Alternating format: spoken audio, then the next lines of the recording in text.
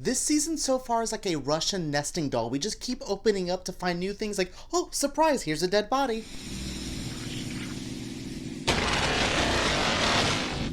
Hello everyone and welcome to my channel. My name's EJ Marino and this is About Last Night, the show where I talk about the TV show I saw last night. We are diving into episode 3 of American Horror Story 1984.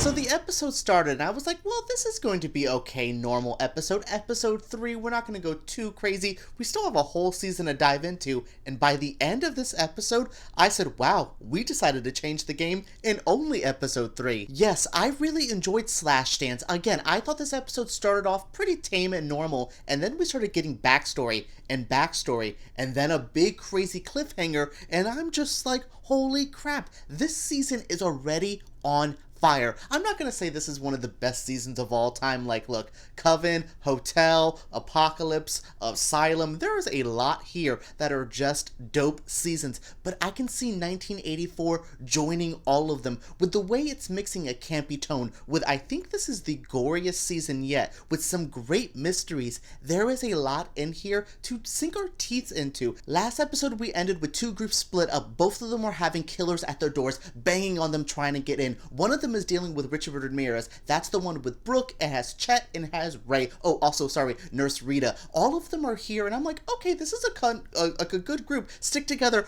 Oh no, we've split apart instantly. So yeah, Ray's getting slashed up by Richard Ramirez. He runs away. Him and Chet get split up. Rita and Brooke get split up. Okay, I'm like, oh, this is a good team. I'm instantly getting some Rita and Brooke time. Oh my god, Rita just stabbed Brooke in the neck with like a syringe. Why is she like trying to poison her or tranquilize her, as we found out? Cool, that's crazy on one side. And on the other side, we have Ray and Chet falling into a pit of spikes.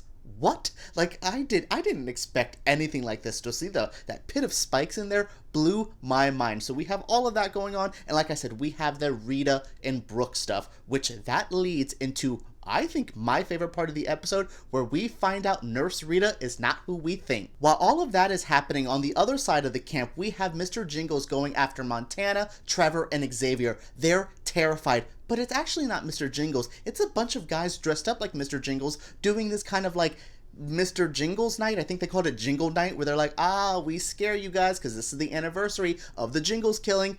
Well, they run into the real Mr. Jingles, and he doesn't take that very kindly. I thought this was such a funny thing. Again, like I said, every episode should be ending with some crazy murders, and there was some crazy murders with Mr. Jingles going, oh, impersonators, damn, bam, bam, spike in there. I really liked it. And then, like I said, we jump to crazy stuff with, okay, we have Jingles here. We still don't know why he's here, but we do now. Remember how I told you that Rita had gave Brooke a syringe, and then we find out why she did that. Why? Because she is working with Mr. Jingles. Our crazy nurse Rita is actually Donna Chambers, I believe her name was. She's like a psychiatrist who also might be into her own psycho shit. Like, I really like this. So we get a little bit of why she's here. She's not actually a nurse. She's working with Jingles to see him in his natural habitat. She broke him out of prison, well, helped him get out of prison. She took the not took the life of, but she like took the clothes and kidnapped the other real Miss Nurse Rita, who we'll talk about her. We run into her later. She kind of took over everything, and I'm like, hold on, you took over this episode. You took over the status as my favorite character. The stuff that she had with Jingles, where she was visiting him, like trying to tell him the escape plan, but trying to speak to him when she was just like, you know, I don't think it's, you are just born evil. I think it's this, and this. And he's like, ooh, I think it's this as well. And there's a really cool moment. I don't want to say I liked their bonding, but I do love me a pretty psycho, and Miss Nurse Rita is a pretty psycho. Something I really liked with that Nurse Rita, yeah, I'm gonna keep calling her Nurse Rita because, I don't know, Donna Chambers doesn't really work with me. Something I liked here is she brought out something of John Carroll Lynch. I said in my last episode that I really thought that we were going to get more with John Carroll Lynch, because you're not going to waste an actor like that. Well, he had a great monologue here. There was something I just loved when he was like, "You were the first person to see me in 14 years." They're bonding. All of that was so great, really powerful, and I really connected with the scene. I didn't mind that it took up like half the running time because I thought we got a little bit more backstory, a backstory I could have never expected. I was starting to predict stuff here or there, not what I thought. Speaking of not what I thought, the backstory of Ray. So while him and Chet are in this pit, Chet's like spiked through the shoulder. He's not doing well, and while he kind of is passed out, Ray decides to monologue everything about his backstory. Oh, I was a frat boy. I got this guy too drunk. I thought I killed him. I just went to go hide the body. Surprise, he's not dead. So then I actually killed him.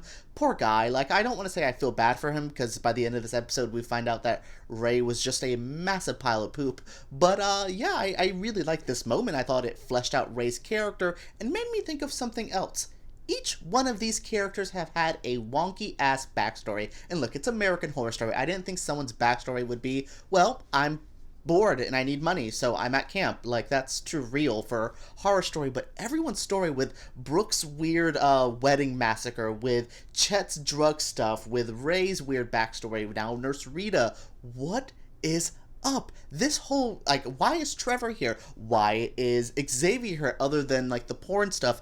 I'm very curious of why everyone has weird backstories. Do you guys think there's something there? Like, some people have predicted this is purgatory. With all these weird backstories and everyone being a bad person, you might be right. Like, that's a pretty decent prediction, because how everyone's coming over here, just the weird atmosphere, there's something more going on, and I think everyone having a really sketchy past could be the key to all of it. So Ray leaves Chet in that sad pit of spikes, and I'm like, oh, okay, what's happening here? We jump over to Montana, Trevor, and Xavier just being a mess. Like, what? I love these three. Like, these are three of my favorite actors to be on this season, and I really like what they were doing. So they're basically, like, freaking out. Oh, they also run into the real Nurse Rita and are like, yo, what's up with this? They're like, oh, we'll try to save her. Oh my god, they get her killed by Mr. Jingles with this, like, oar, this paddle through her mouth. It was a little bit of a Cannibal Holocaust moment. It was a little bit of a Friday the 13th moment. I really liked this kill. Again, Mr. Jingles has upped the idea of what gore is on American Horror Story. We've seen some cool, brutal stuff. Like, I mean, the addiction demon from Hotel is grosser than anything we've seen here. But in the slasher elements, the gore is top notch this season. I'm really impressed with what the visuals are, with the humor and the campiness, and like, again, the humor and the campiness is displayed so well here with that team up of Xavier, Montana, and Trevor. Oh, and then they meet up with Brooke, they meet up with Ray to go look for Brooke. He says Chet's dead. Sorry, baby, Chet's dead. That was my Zed's dead. Pulp Fiction. I don't know what's happening. I'm recording this very late at night because I saw this episode later because I saw Joker, and I'm just so hyped up about it. Like, I really like what they're doing. Let me look at my notes. Oh, so when they find him, they decide to split up again.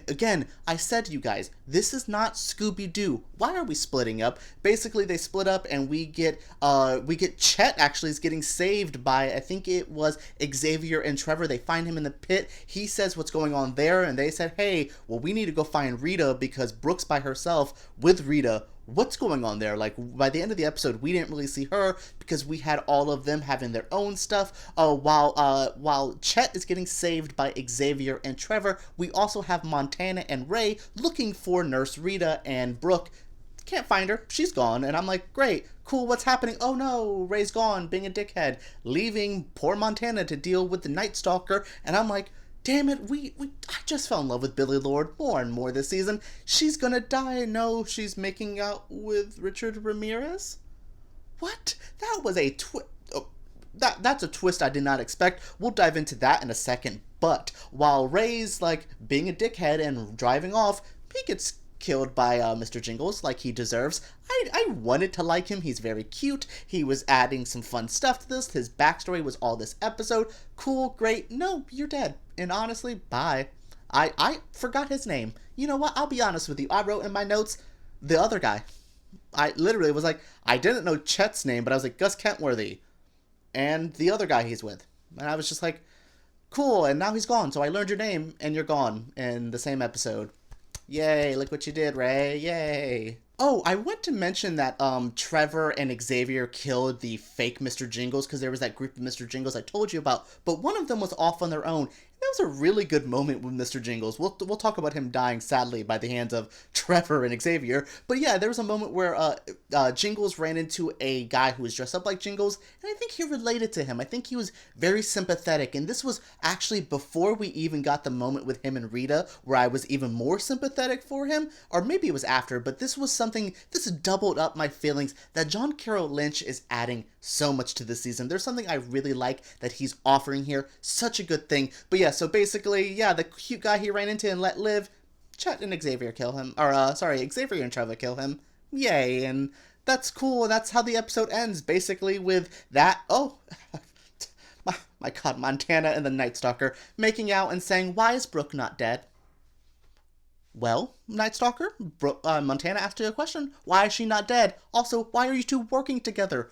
What is happening with this season? Just completely, this just blew my mind and is why I'm recording this, basically so late at night because I just was like, we need to talk. I wish I can upload and talk with you guys, right now about it because I was just flabbergasted. Did I just end my review with the word flabbergasted? Yeah, that is it for this week's episode of American Horror Story. We talked about it. I had such a great time. Slashdance was a great episode, and again, continuing this season being very impressive. What did you guys think of this episode? What did you guys think of this review? Let me know down in the comments below. Make sure you subscribe to my channel, and let's talk about more American Horror Story down below.